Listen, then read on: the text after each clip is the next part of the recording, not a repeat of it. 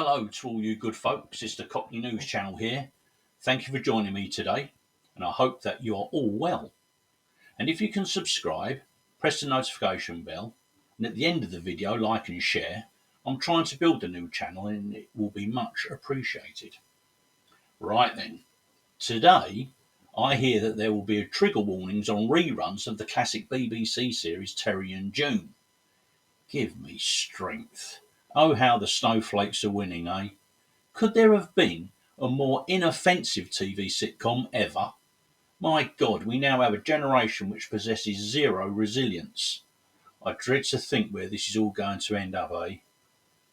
And without further ado, let's crack on, and I would like to continue with the theme that I inadvertently seem to have stumbled upon despite being someone who never really paid any attention to anything royal. The reason why I want to continue with the said theme is because I happened to tune into Dan Wooten's new YouTube channel, Outspoken, which, if I understand it correctly, is a precursor to a future upgraded channel, which he will be launching later in the year. So that will be very interesting. I'll keep my eye out for that. Anyway, his guest last night was none other than the indomitable Lady Colin Campbell, who was in fine form, take it from me, last night. If anyone is interested in this subject matter, tuning into her own channel and the Q&A format of Dan's channel is a must-see. Lady C would often join Dan when he was anchoring GB News, but it was very obvious in those days, before he was suspended and dumped by his former employer, that both he and Lady C were always snatching at subjects at best. They had very little time to discuss anything and didn't really drill down into anything of substance. It was all headline grabbing stuff. But now both seem to be unleashed rather, and finally they are free to discuss all the minutiae of what's really going on with the Sussexes and the royals in general. Don't get me wrong, there will always be legal caveats, caution, and YouTube's own censorship criteria to contend with, but it's infinitely better than it was, and the exchange between Dan, Lady C, and the public who were dialing in yesterday was very insightful. Which leads me to the subject matter I spoke about yesterday. Because when I posted my views about the Sussexes and their defiant attitude towards the King and the rest of the royals, I obviously didn't know then what Lady C was about to say on Dan's show. And needless to say, I was most gratified, because Lady C was saying a great deal about what I had also been alluding to.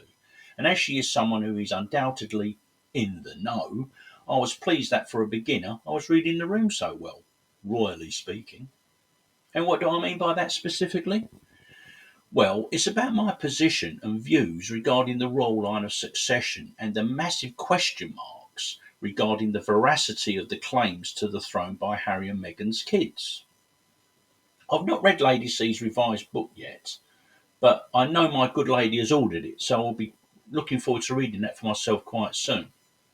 But judging by Lady C's replies to questions posted by callers on Dan's show, whilst the speculation about the merits as to whether Meghan gave birth naturally to those two kids is growing exponentially, and although Lady C says it's not going to go away, I fear that because of something, or a number of things even, being hidden by the royals due to the massive embarrassment it could cause should it or they be revealed, we might find ourselves all becoming increasingly frustrated, and with nothing definitively being confirmed either way. Now, don't get me wrong, there is something extremely dodgy, if you ask me, regarding the sequence of events surrounding the so-called birth of the Sussexes' first kid, Archie. What with all the smoke and mirrors at the time of the actual event, and following on, of course, by the speculation about the moon bump and the extraordinary physical deftness of Meghan when she was apparently supposed to be 8 to 9 months pregnant. But there are likewise some serious questions that need to be asked regarding the role played by the royal family in all of this. One thing where I find myself totally at odds with Dan and Lady C was when they were in complete agreement that the palace were blindsided by the Sussexes when it came to the birth and the prior moon bump saga. What utter hogwash. Do they seriously expect all of us to believe that during the 9 months of all the moon bump speculation, that the royals would not monitor closely what was really going on with an alleged pregnancy, where a woman was apparently carrying a child who at that time would have been, what, sixth or seventh or whatever, in line to the throne, blindsided. I'm just not buying it.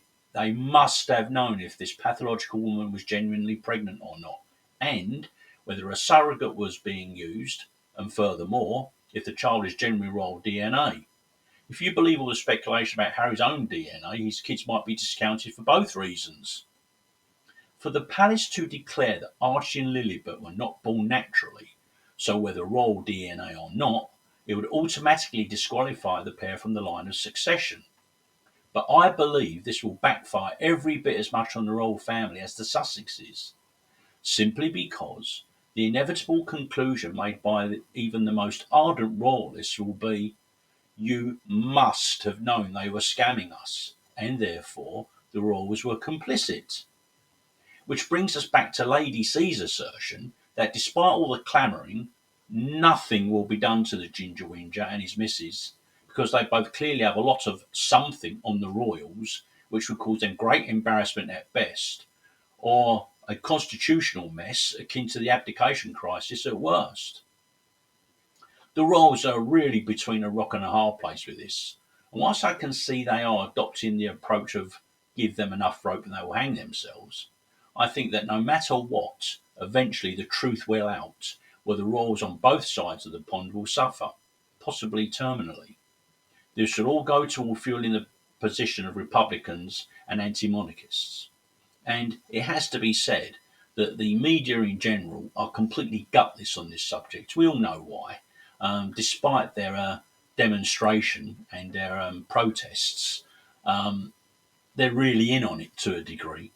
I know it might sound balmy, but it helps to only take the Sussexes so far in terms of exposing them, because why kill the golden goose?